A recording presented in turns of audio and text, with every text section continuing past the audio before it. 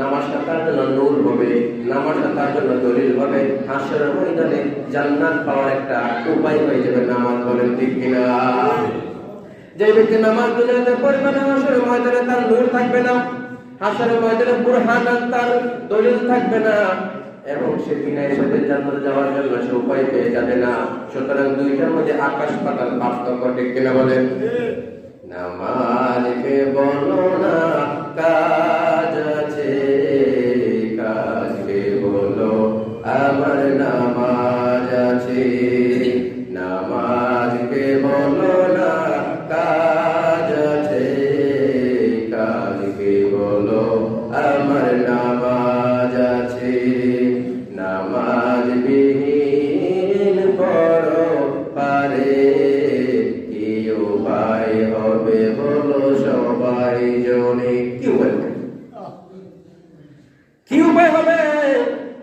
হাসরের ময়দানে 5টা প্রশ্নের উত্তর না দিয়া আপনি জমিদার হন, তালুকদার হন, আপনি যাই হন না কেন, হাসরের ময়দানে আপনার কোনো ক্ষমতা থাকবে না, কোনো শক্তি থাকবে না, কোনো পাওয়ার থাকবে না। উলঙ্গ অবস্থায় ওই হাসরের ময়দানে জুতা ছাড়া খালি পায়ে জমিনের মধ্যে উঠতে হবে। সূর্যটা আধা হাত উপরে থাকবে, কারো হাঁটু পর্যন্ত পানি থাকবে, কোমর পর্যন্ত, গলা পর্যন্ত। কেউ পানির মধ্যে হাবুডুবু খাবে, ওই পানি কিন্তু ঠান্ডা পানি থাকবে না, উত্তপ্ত পানি থাকবে।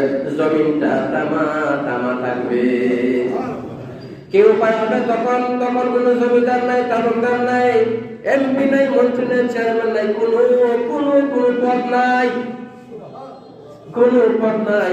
এমন একটা সময় আমরা দাঁড়ায় যাবো রে, যে সময় 5টা প্রশ্নের উত্তর না দিয়ে মানুষ নড়তে পারবে না। 1 নম্বর প্রশ্ন, তুমি তোমার নামাজের প্রতি কেমন যত্নবান ছিলে? নামাজ পড়ছো কিনা? নামাজকে আদর করছো কিনা? নামাজের প্রতি যত্নবান ছিল কিনা? নামাজের প্রতি টান ছিল কিনা? 1 নম্বর প্রশ্ন নামাজ।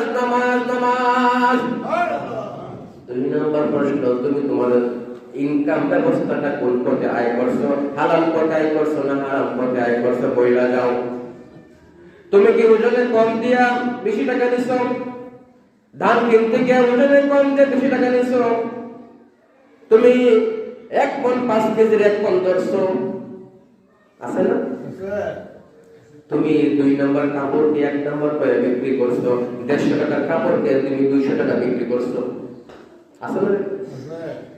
তুমি জমিনের মধ্যে আরেকজনের জমি দখল করছো, হাল বাওয়ার সময় লাইনটা কাইটটা ভিতরে ঢুকাই দিছো, জমিনের মধ্যে